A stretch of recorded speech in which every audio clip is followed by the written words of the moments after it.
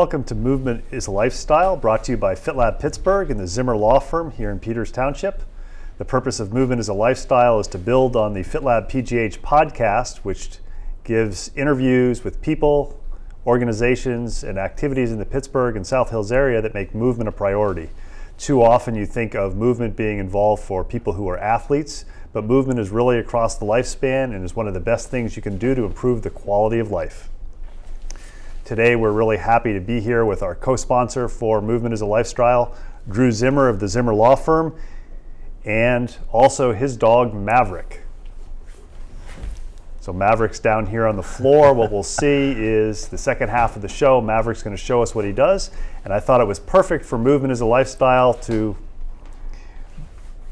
bring Maverick and Drew in, because one of the things that can really encourage people to make movement part of their lifestyle is not just to think about what can I do for me, but what can I do for my animals and my family. So Drew, I want to thank you for taking time to talk to Movement is a Lifestyle, FitLab Pittsburgh, and also being a sponsor with the Zihmer Law Firm. Oh no, thank you. It's our pleasure and a lot of fun to get out here and kind of share just some other things that you can do with staying active and getting out with your dogs and having a lot of fun.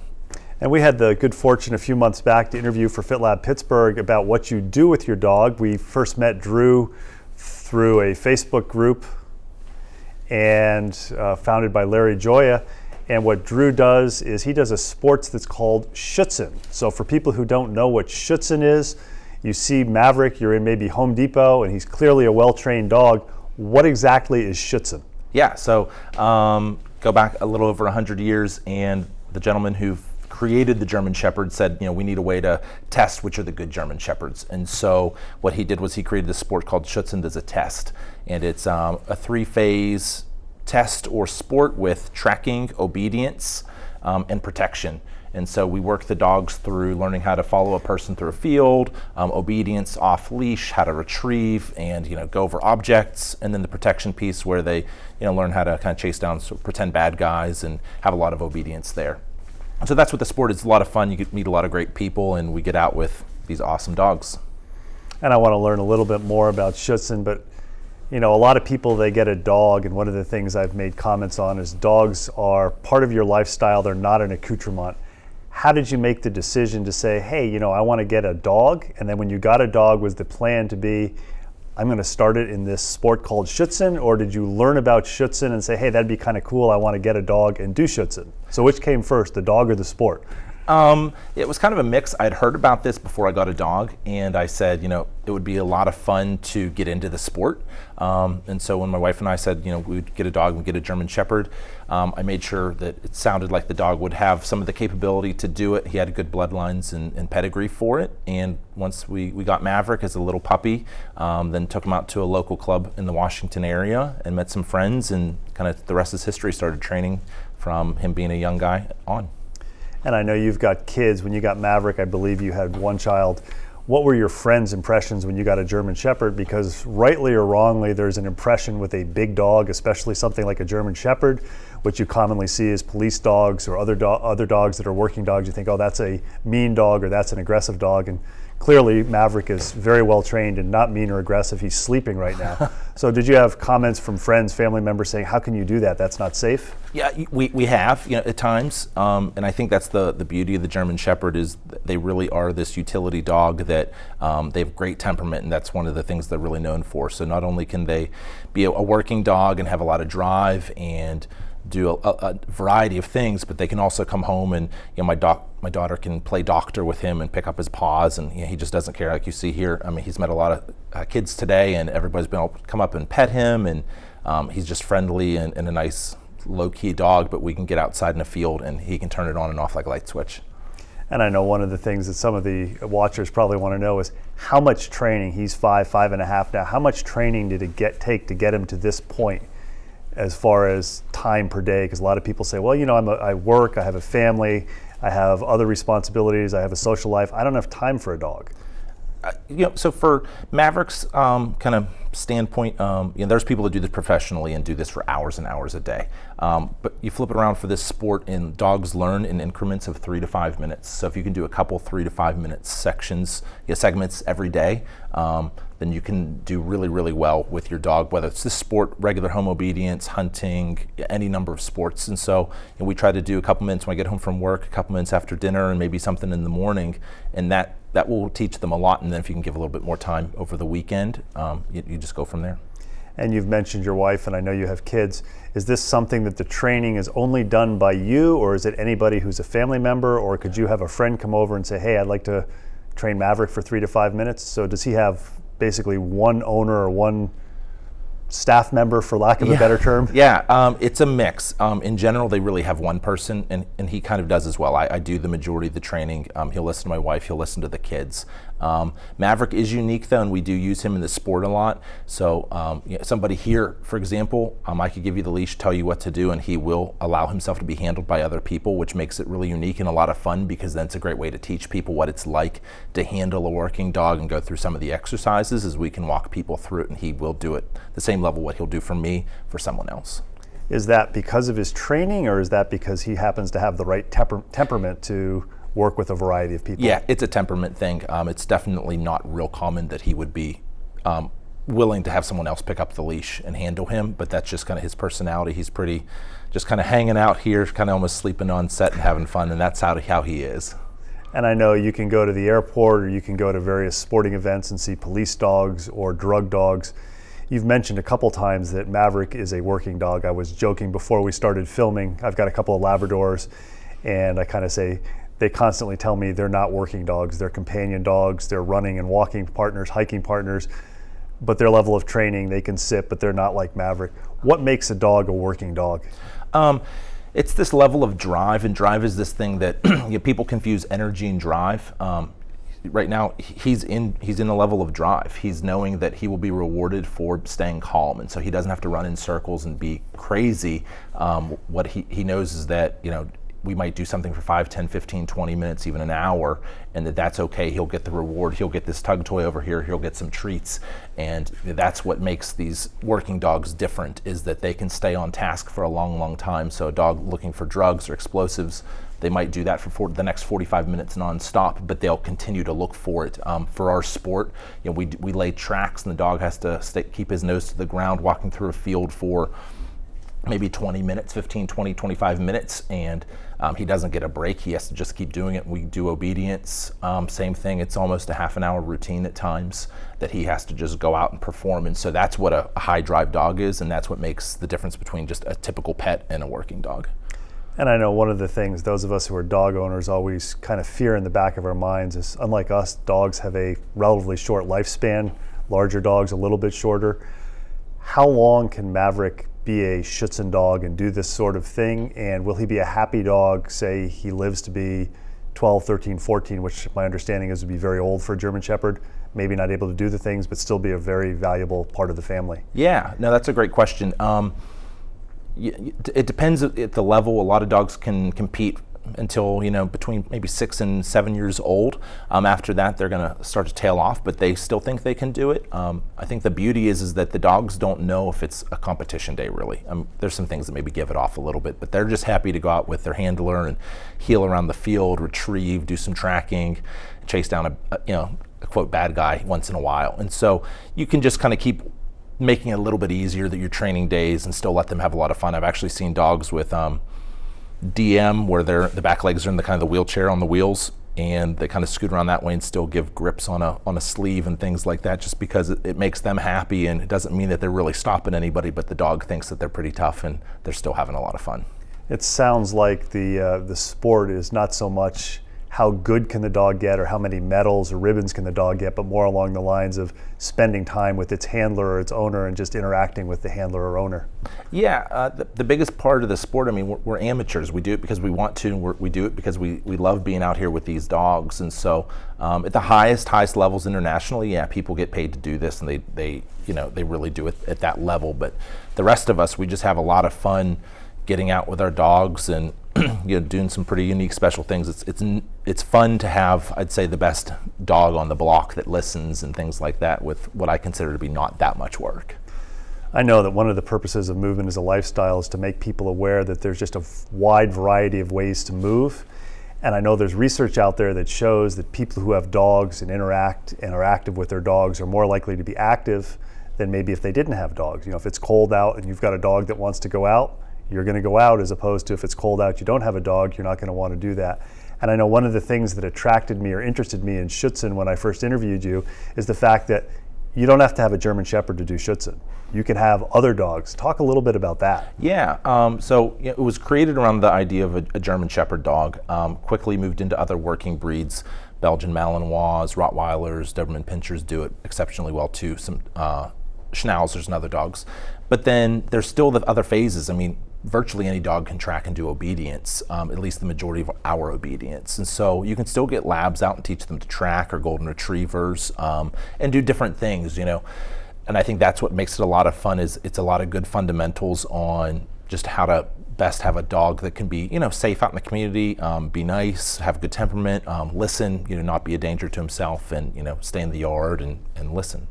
And you mentioned at the beginning of the show with Schutzhund, there are 3 different types of activities that they do. If we could kind of briefly talk about each of the 3. I think the first one you said is obedience, and that's what they start out with at first. Yeah, you have to have an obedient dog who can listen and be on and off leash.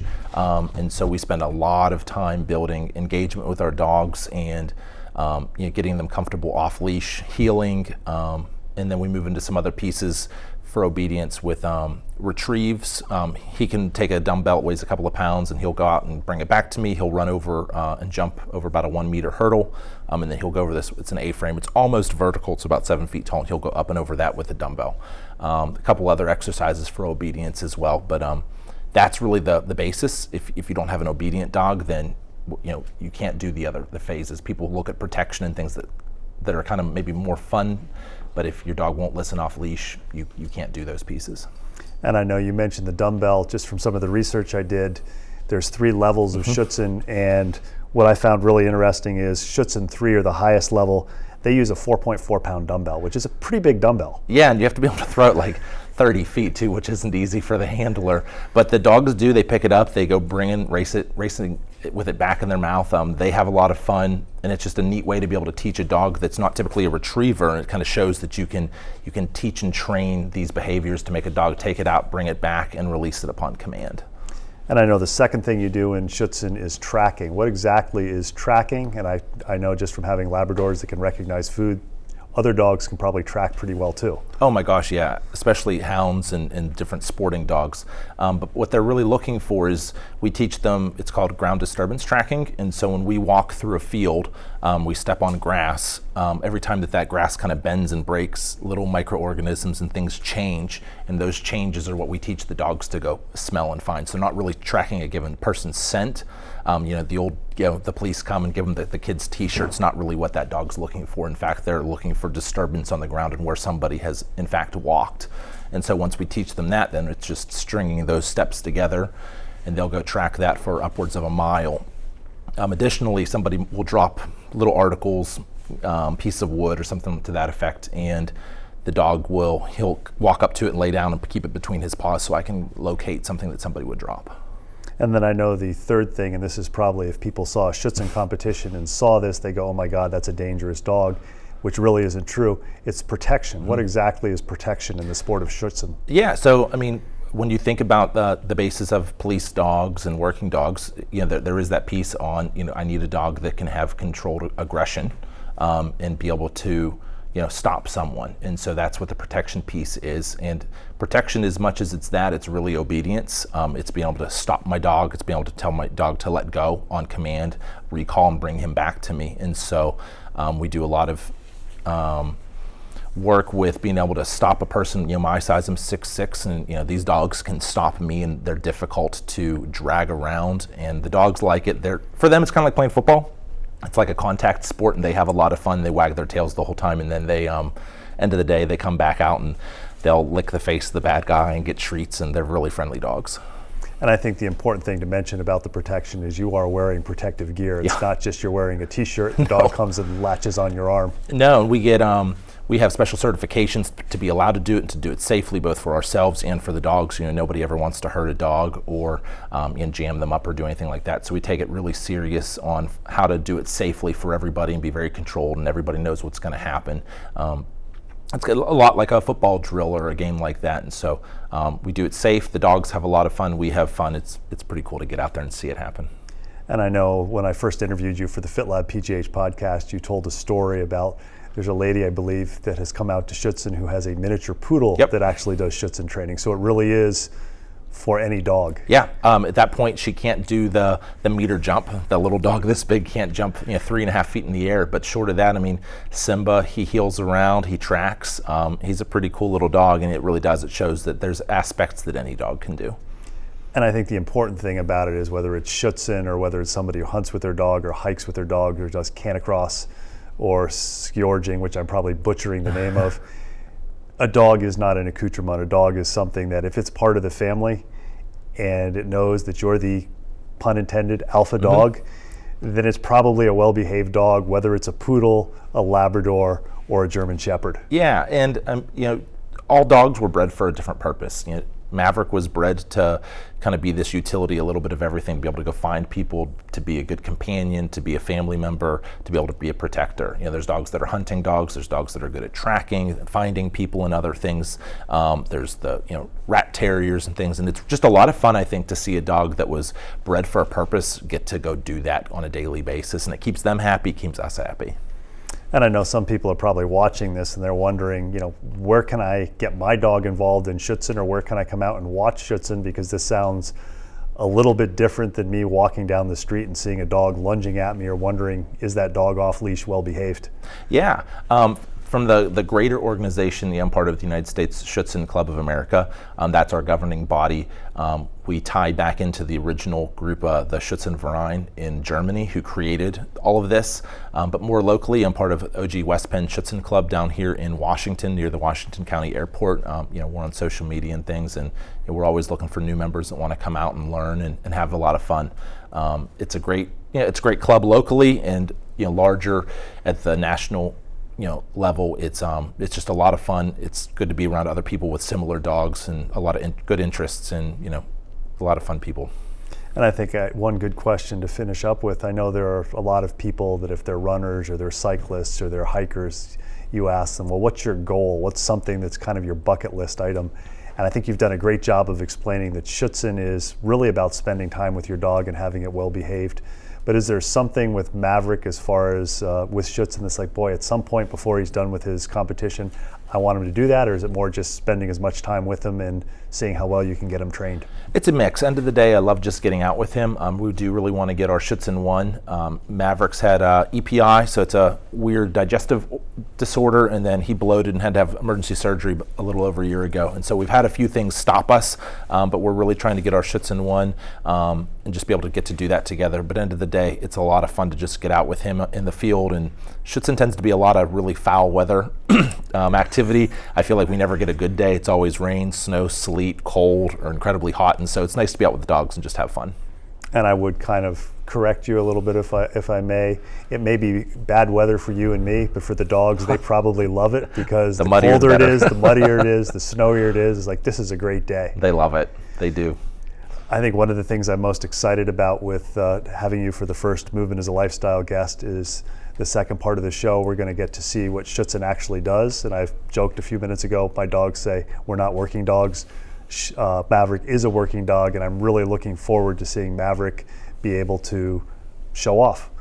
Yeah, we'll be able to get into a few little pieces of kind of what a dog does, and more importantly, I think things that you can take home with kind of any dog. It's not going to be these big high-end Schutzhund pieces, but in reality, it's going to be ways to build drive, engagement, and focus with a dog, and hopefully let people be, have a little bit more success with their pet at home, or go to the next level, or maybe find an interest or a way to bond with their dog that they didn't know that they could.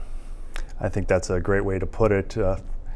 I've heard somebody say, or a number of people say in the past, there's no such thing as a bad dog. There's a dog that either is badly trained or hasn't been trained. And I would imagine Maverick at 70 plus, almost 80 pounds, if he was not trained, he would be a handful, and it would be the sort of dog that people would say, oh, that's a bad dog or a dangerous dog, we need to put him down. whereas in your case, you've taken the responsibility of saying, not only I'm having a dog, it's part of my lifestyle, and it literally isn't a 5-minute or a 10-minute or even a 5-year commitment. It's a however long he happens to live, he's part of your responsibility. Yeah. Drew, I want to thank you for taking time to bring Maverick here, and I'm looking forward to see the tips that he does. Absolutely. This is great.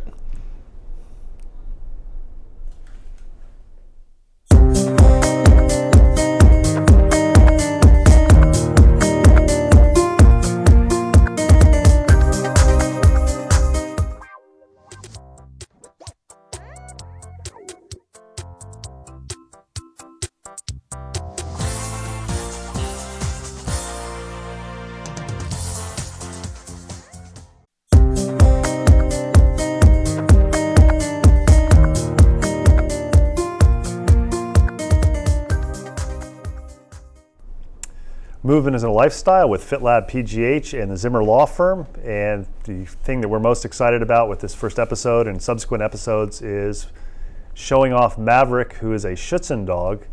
The reason we're doing this is we firmly believe that movement should be treated as a lifestyle, not just an activity. And I think, as our guest today, Drew, can attest to, if you have a dog, especially a large dog, it really is part of your lifestyle. It's not something that you just say, well, hi dog, goodbye dog, I'm going to work, hi, goodbye. It's an everyday, whenever you can, and you'll find when you develop a relationship with a dog or dogs, it really enhances the quality of your life. Maverick says, let's get on with the show. He just gave a sigh. And one of the things we wanted to do is show people what a well-trained dog can do. So Drew, I'm going to turn it over to you with Maverick to show off what Maverick can do as a Schutzhund dog. No, great.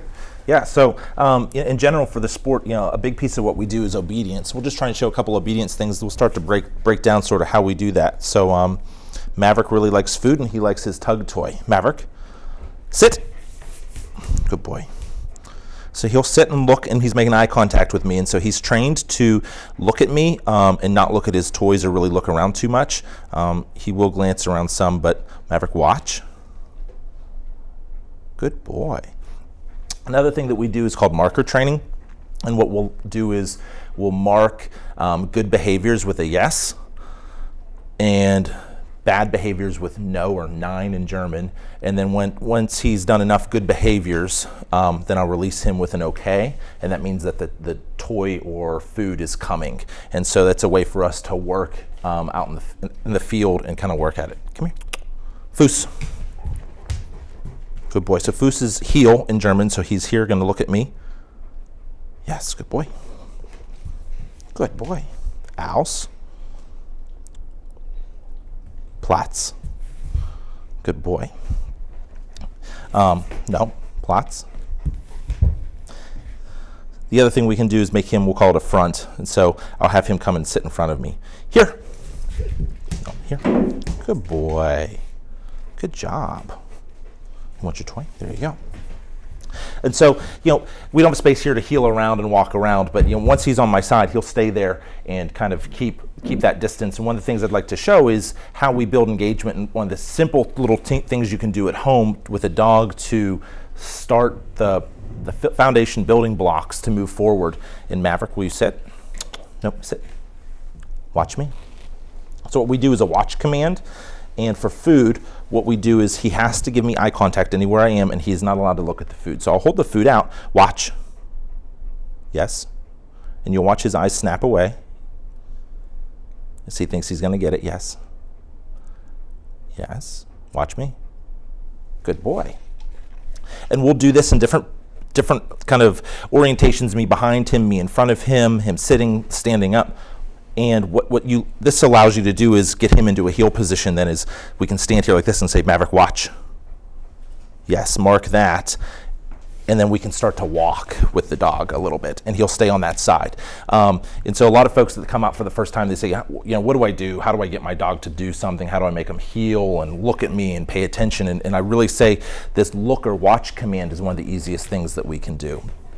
So he'll lay down, and I'll still make him do it here. Maverick, watch. And I'll hold this out. Watch. Yes. Good boy. And he'll stay like this. So he knows the longer he watches, then he gets his treats. And that's a huge way to build engagement with a dog. A lot of folks get confused with engagement, drive, energy. What does that mean? And really what we want is we want a dog that will stay focused, stay on a given job or task. We want to tap into what the dog likes. We can see here he's calm, so he'll take food. If we get him more excited, his tug toy is what he really likes. Some dogs will do anything for food. But we want to tap into that drive and what makes them want to work and makes them want to be out here. We see a lot of young dogs in the yard or at a field, and their owner has some maybe cheese or a treat out, and the dog is just totally oblivious, sniffing, walking away. And they go, my dog doesn't listen the way yours does. And I say, it's because you're less exciting than the grass at this point with your dog. And so how do we, get that engagement? How do we be that exciting thing to that dog? Well, we've got to bring high value treats and be a lot of fun in what the dog wants. And so that's just building engagement. So if you've engagement with your dog, they have a reasonable amount of drive, which most dogs do. You can really train them to do close to anything. You see, he's just willing to kind of hang out here right now. I really do like this watch command. We'll do this at night with his dinner. I'll get his bowl of kibble, sit here with it, and just make him, come here, Maverick, come. Sit. We'll just sit here like this with a bowl of kibble, and I'll hold it out in either hand, put the bowl over here and hold it and watch. Yes, good boy. And we'll just do this for a bowl of food, and you'll be surprised that after about a week of doing this, that your dog will watch you anywhere you go. And once they watch, they know that all good things come from you. And once all good things come from you, then they're very willing to work and learn and hang out with you. And you've mentioned a couple of times engagement. For people who don't have a dog or maybe have a dog that doesn't listen to them, what do you mean by engagement? Engagement it's this, that the dog is interested in me and he's going to be willing to listen. Maverick, Platz. Good boy. A disengaged dog will just do anything he wants to do. He's not going to listen because he just doesn't care. An engaged dog wants to know what we're going to do next. And that's where the real usefulness is in building engagement, because then I can tap into his drive. And if I put those two things together, then I can get that dog to really do any task that I want, whether it's get a water out of the refrigerator or bark on command or retrieve or just be calm. And I think we actually got to see this when we were coming into the studio. There was a long flight of steps and he kind of stopped. It's like, I don't want to do this, Drew. And you stopped, you engaged with him. I think you gave him his tug toy, and then he trotted down the stairs pretty easily. Yeah, it was just a real quick moment of a bond. I made him look at me in the eyes, have just that extra moment of trust, and then he went, okay, I've not ever seen steps this far before, but we can do this, and went down, and it was no problem then. We hope you've enjoyed listening to the first episode of Movement is a Lifestyle and watching it. We really want to emphasize that movement is a lifestyle, not just an activity. Pick ways that you can move, and I think Drew's done a great job of describing how maybe if you're not a runner, a walker, a cyclist, or group fitness classes, finding a dog, engaging with your dog, and teaching your dog how to move properly and appropriately in a well-trained manner can help you get movement in. Absolutely.